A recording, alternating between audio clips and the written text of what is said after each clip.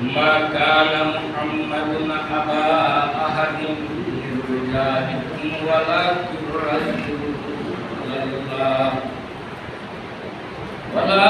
رسول الله وخاتم النبيين.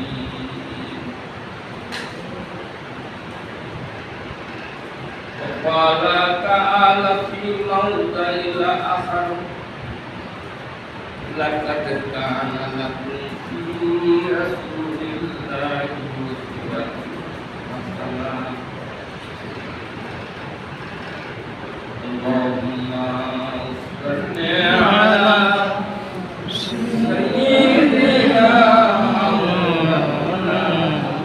سيدنا محمد وعلى آل سيدنا مولانا محمد.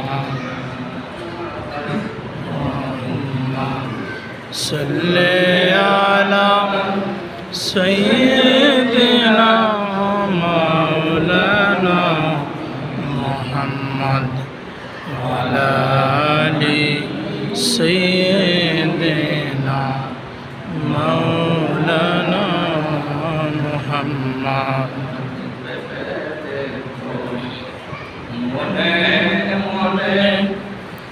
এমনি করছন বিরশনে দেখো মনে মনে এমনি করছন বিরশনে বাইলে টেকবে রোজ হাসরে নইলে ঠেকবে রোজ হাসরে মোহাম্মদ ইয়া রাসূলুল্লাহ।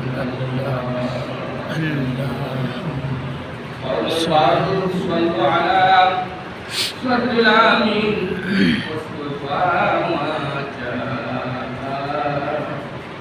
إلا رحمة للعالمين.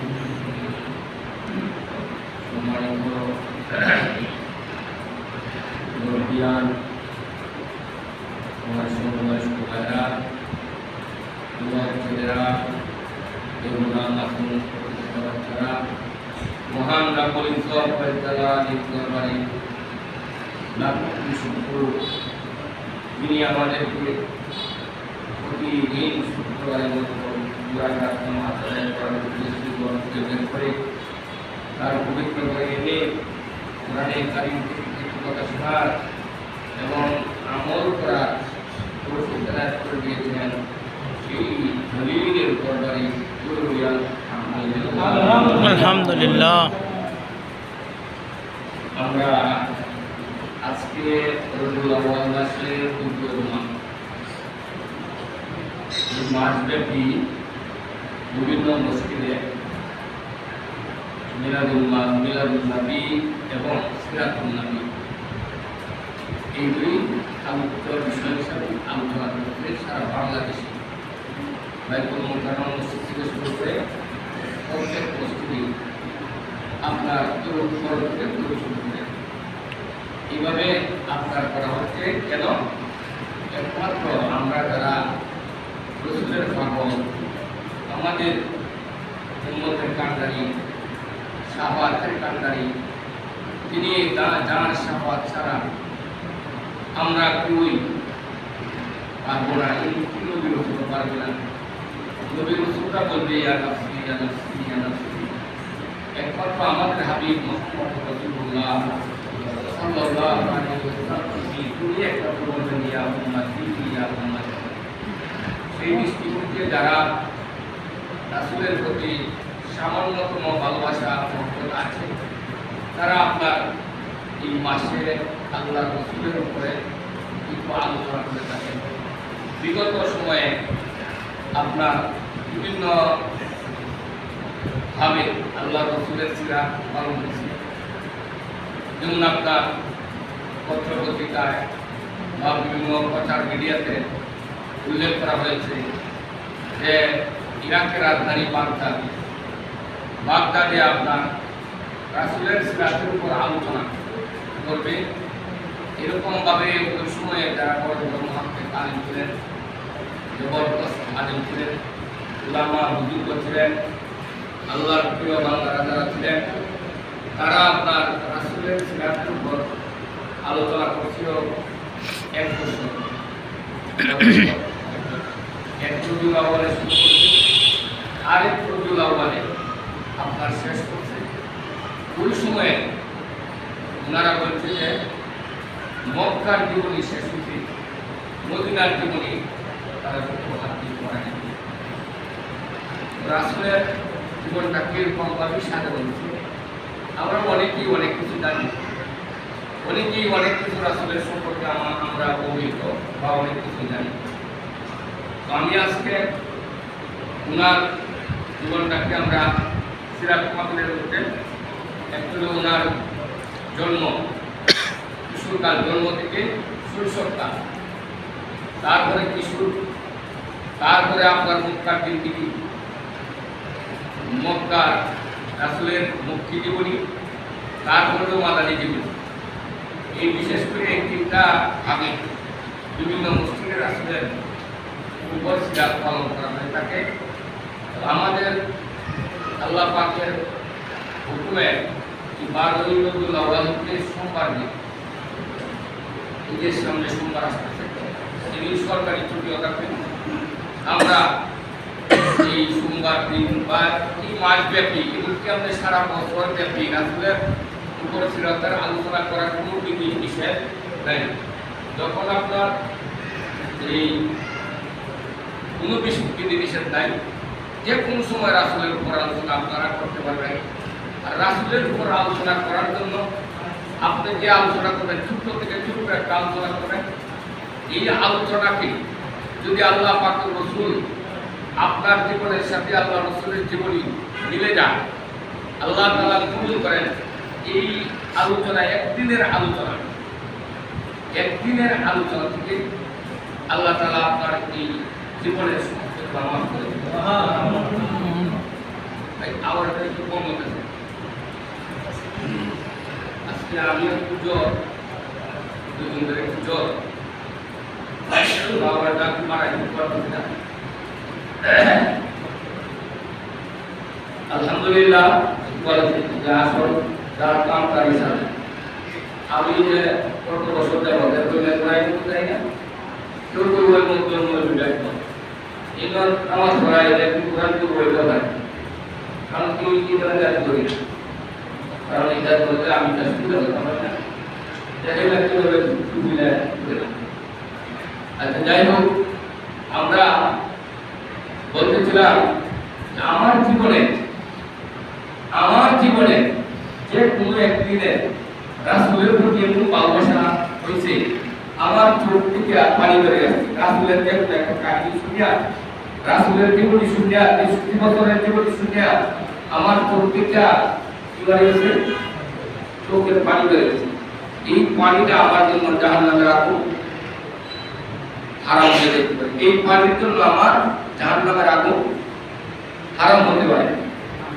বুঝতে পারলেন? বুঝছে সবাই? বুঝাই না, বুঝাই না করুন যে হ্যাঁ, তাহলে বুঝলেন আল্লাহ রাসূলের জীবনী আপনার এমন ভাবে হৃদয়ে বিদারণ করছে যে আপনার চোখ থেকে পুরো পানি লেগে আসছে। আল্লাহ পাক এক কসমে জাতান কাফিরাতা সাহনাবাসি শায়দ কি পুরা নেকা কুনা আগানা বাসি। তোমার চোখের পানিতে মারো, এই চোখের পানিতে মারতেছে আল্লাহ বড় আপনি কতবার মারতেছেন, আপনি কিছু করতে পারবেন না। কতবার মারতে পারছেন এটা কিন্তু আপনি বলতে পারবেন না, জিজ্ঞাসা করলে অনেকে বলতে পারবেন না।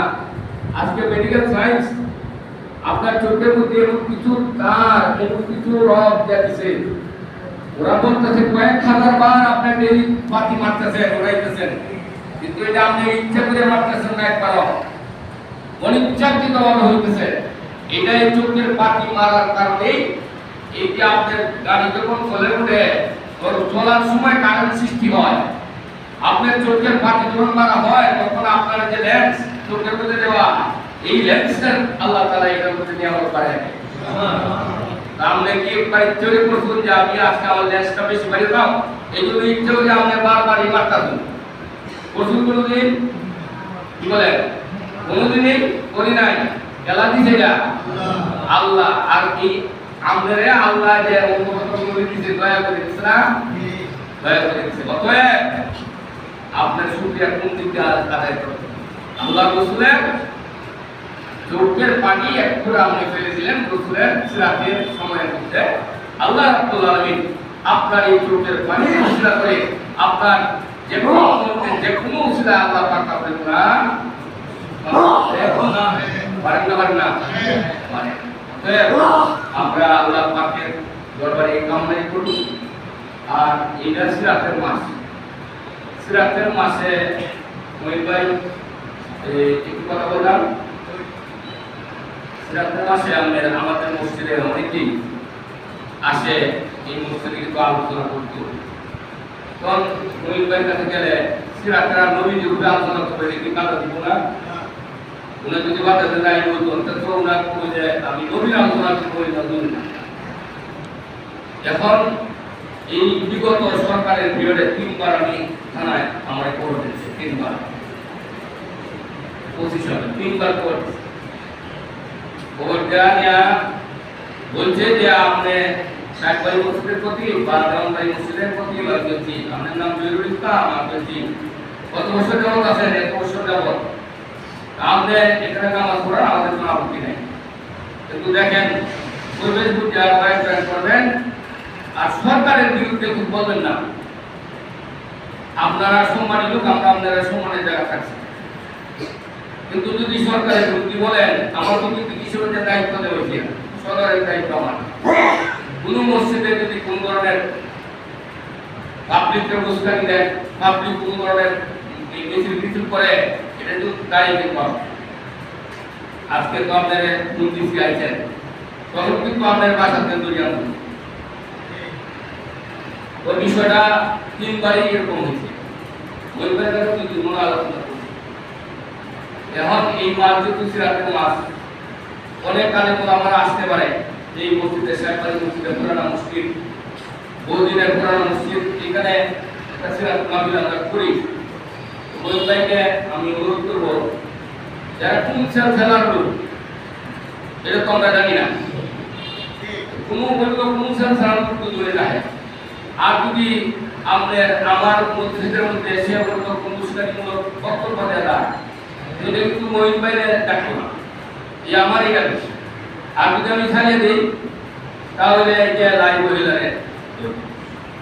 এই জন্য মহিন ভাই যদি কোনো এই মাসের মধ্যে কেউ পূজা করে, এরপরে তুমি আপনি বলবেন যে 2 ভাইয়ের সাথে তোমরা আলোচনা করো, তাহলে আমি বলবো কোন দলে বলেন তো শেষ নাই, 12টা দল আছে, 12টা দল। যখন 12টা দল এই আপনার এই যে মসজিদের কেউ 7 পার্টি, কেউ 2 পার্টি, এটাও আমাদের দল। বাইরে যেটা আছে এটা আমি না বলে পাচ্ছি, এই যারা নজর এলাকা হতে মারা আমি যে নজর ছিলাম আমার কেউ আছে না, যা আমি তো পাচ্ছি ইউএসএল। আর আমি একটা তো যুক্তি এইভাবে দিই যে দোকান যদি একটা তার আগে ছাড় আগে লাইব্রেরি আছে, এইগুলো গেলে পরে যে বইটার যে দাম এইটাই 2 টাকা কম করে দেয়।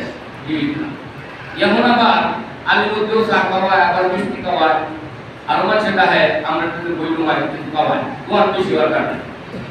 তো এখন আমাদের এই ইসলামিক দল বেশি হওয়ার কারণে মাছের দোয়া যদি আমি একটা দেয়, এইবার তো মাছ আর যদি কমপক্ষে 1800 টাকা কেজি ইলিশ মাছ, আর যদি 10টা দোয়ান থাকে এইবার কম পারো ভাবতে কাস্টমার বেশি কিনতে হবে, কথা কি না? দেখেন আমাদের সব টাকার মধ্যে বেশি মাল উঠলে ভাবতে খুশি বলে আজকে বাজার মাছ কত হইছে, বাবু 20 টাকা তরকারিও মোটামুটি ভালো, কাঁচা মরিচও বেশি উঠে আসতে 50 টাকা, কালকে একদিন 250 টাকা। কিন্তু ইসলামের দল 12টা হয় বলে এই সর্বনাশ, দুহান বেশি হলে খুশি হয়। একই মাল 10 জনের চেয়ে কিনতে হবে একটু সহজে, এখন যদি ইসলামের কথা আমাদের বলা হয়, কিন্তু একটা কথা মনে রাখতে হবে, নামাজ মাত্র তো এটা কেউ যত ইসলামিক দুনিয়াতে আসুক যারাই করে এখন আমার তো করে না। হজকে করোনা করলে মক্কা এটা কেউ করে যে কাশি গয়াকে করলে জাকাত আমাদের বছরের শেষে যে কোনো সময় এক বছর এক বছর আপনি দিবেন, এটা শতকরা আড়াইটা কেউ সাত দিতে পারে না। এবং আপনার কলমার ব্যাপারে আপনার ইমানের ব্যাপারে কোন কথা নেই। পাঁচটা মৌলিক বিষয় কারোর কোনো একটা লাভ নাই। কেমন হইল কেলাহা নাবি কেলাহা জানি, এই বিষয়ে আমরা দৌড়াদৌড়ি করতেছি। এখন আমার কথা হলো আহলে হাদিসের যে যুক্তিটা আছে, আমি যদি আহলে হাদিসের দল হয়ে যায় আমি তো মুক্তি ভাই আমি তো আহলে হাদিসের কথা বলি। আমার হানাফি মাযহাবের যে যুক্তিটা, আমি যদি হানাফি মাযহাবে থাকি তাহলে ওই হাতে যদি আমি তাকে কামিয়াব করি, আমি বলতে পারবো যে হানাফি মাযহাবে আমি রাখলাম। কি বলে ইসলামের যুদ্ধের দল আছে থাকবে, কেমন পর্যন্ত আরো বাড়বো, এটা আমি ফেলতে পারব। আমরা এই মুসলিরা আমরা কি এই কোন ইসলামের যে আলে হাদিসে কি কয় হানাফি কি কয়, আমরা এগুলো যারা আমমান যারা কি একটা ভালো বুঝতে পারবো আমরা সম্ভব না। ও যারা কইতাছে আমরা যদি এই বেড়া দল রাইয়া সেই বেড়ার কথা শুনুন, আমাদের সাথে মতের সাথে মিল হয়ে যায় তো আমি ফেলতে না। আর হানাফি যারা কইয়েছে না যে হানাফি দল মধ্যে তাহলে এলে কোন জরুরি আমরা এই দল দিতে পারবো না। অতএব আপনারা এই সমস্ত বিষয় নিয়ে মারামারি কাটাকাটি করা ঠিক হবে না।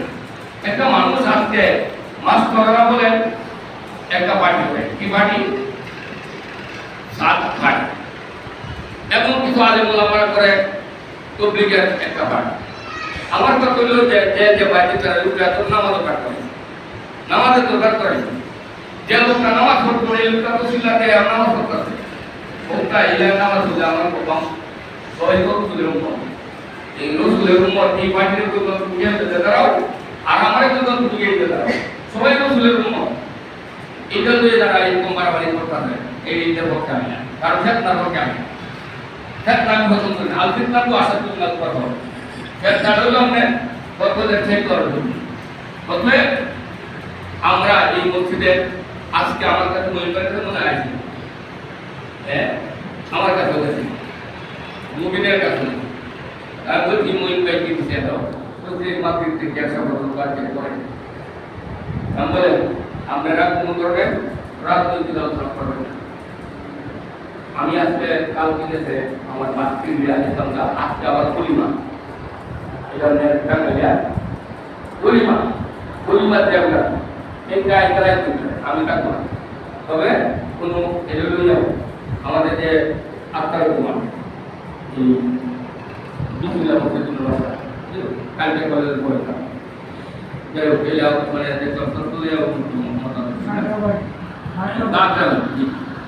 যাই হোক আরো আছে কয়েকজন তারা আমাদের মার্কেট থেকে নিয়ে এসে বলবো কিছু আলোচনা করবো।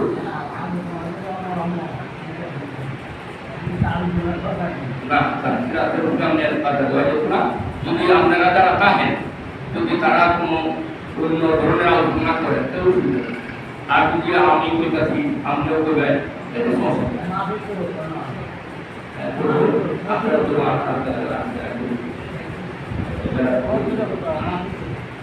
আচ্ছা মাহফিল সিরাত আলোচনা হইতেছে সারা বিশ্বে হইতেছে, কিন্তু আমরা ফেতনার সাথে পড়ছে না।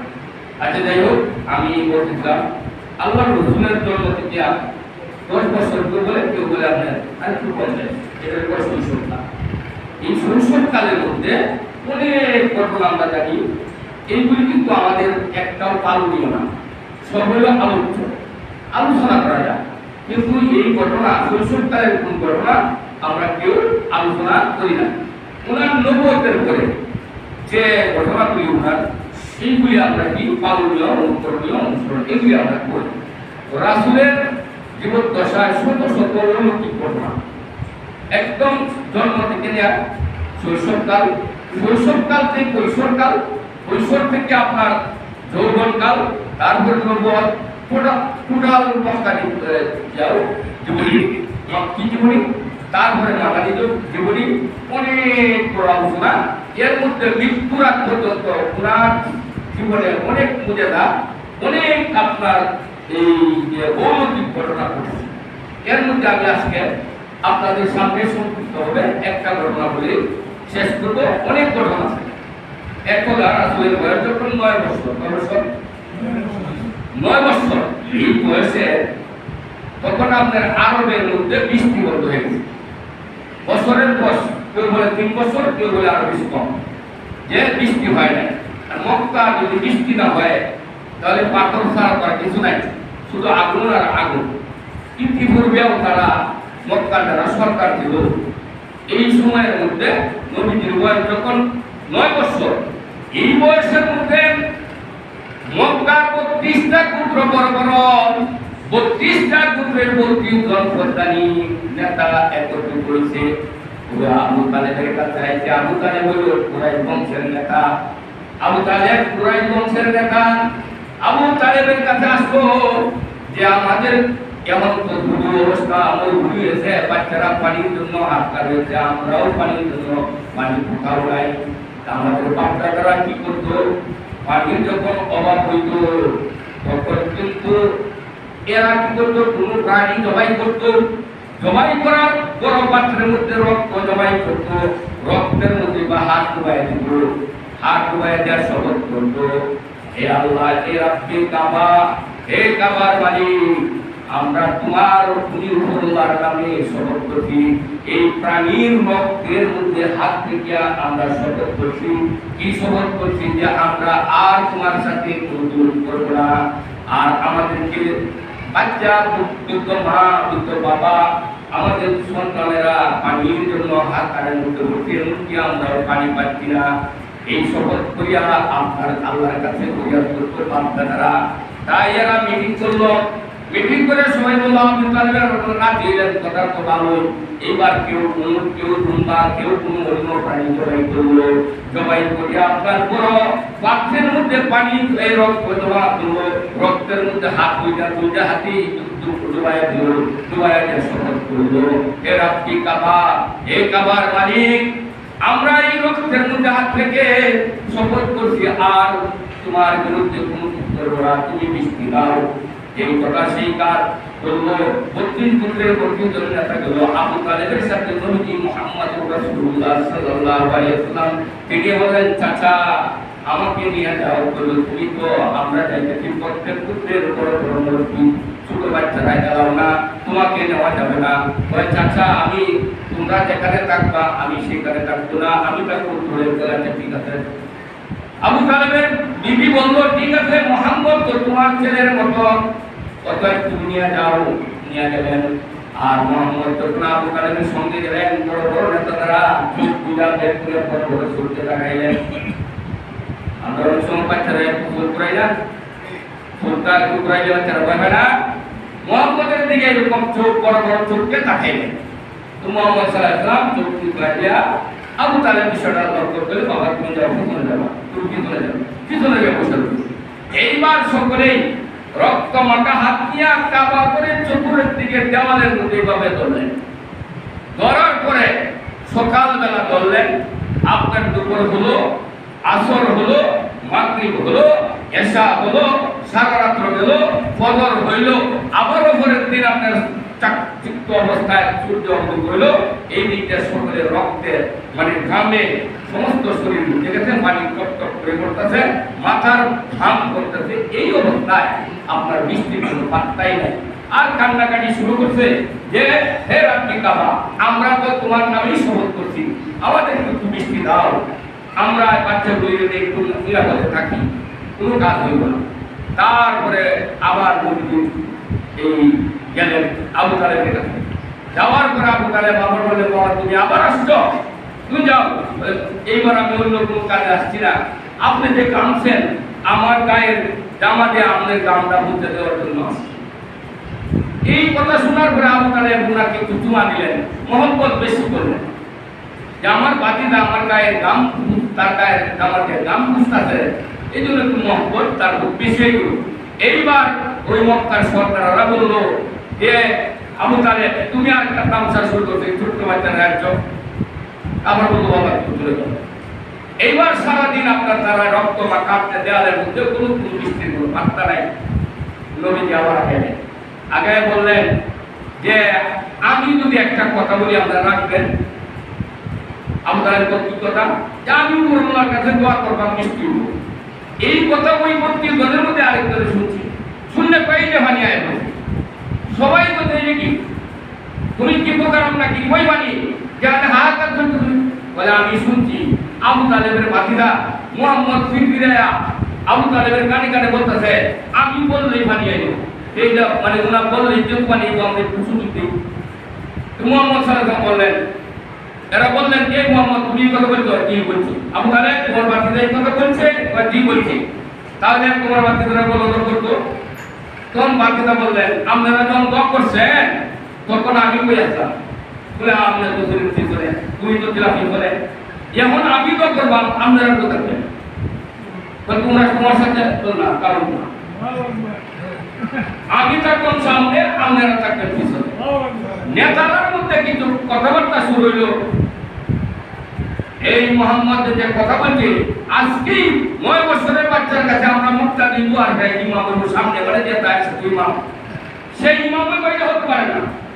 আবু তালেব বলল দেখো তোমরা এই সব জায়গার মধ্যে বিতর্ক করো, বৃষ্টির জন্য হাহাকার আমার বাতিদার যে বলছে দোয়া করলে বৃষ্টি হইব একটু তোমরা শোনো না। এর মধ্যে বিতর্ক তুলছি শুনে বেতনে আর 12 লোক আছে আমরা এটা মানি না, বৃষ্টি না হলে না পরে বিতর্কে পর তোমরা যাও বাইতে না মানলে যাও গা বৃষ্টির দরকার আমাদের।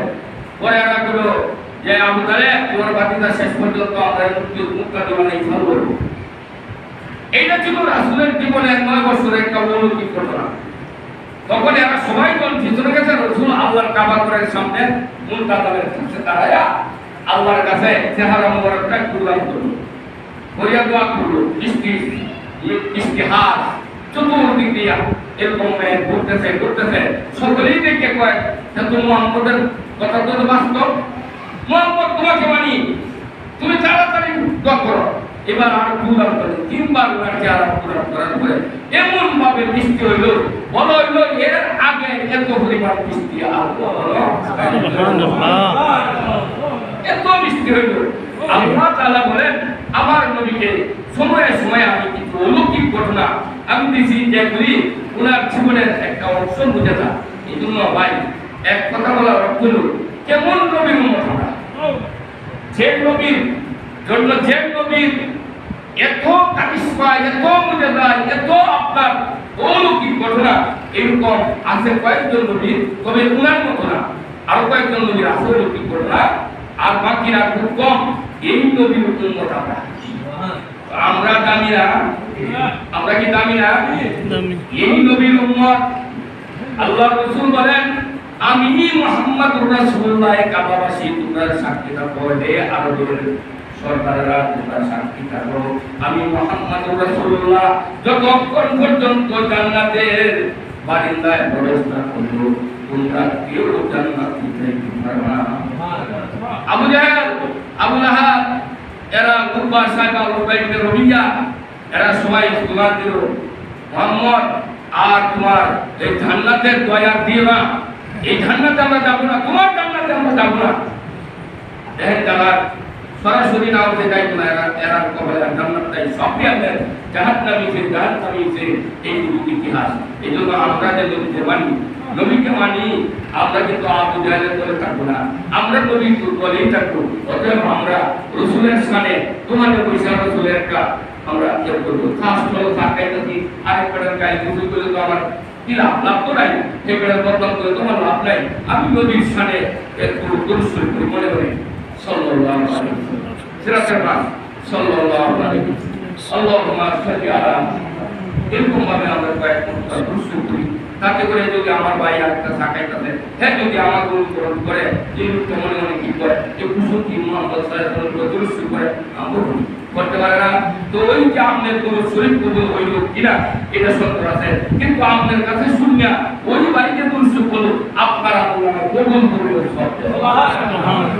আল্লাহ রাসূলের গ্যারান্টি দিয়েছেন যে যে ব্যক্তি দুরূদ করবে দুনিয়াতে এই ব্যক্তির সাকরাতুল মউত আল্লাহ তাআলা ইয়ে করবে, সাকরাতুল মউত মৃত্যুর যন্ত্রণা থেকে আল্লাহ মৃত্যুর যন্ত্রণা থেকে কি দিব? মুক্তি দিব। পারবো না আমরা ইনশাআল্লাহ। আমরা দরুদ শরীফ পড়তে পারবো না।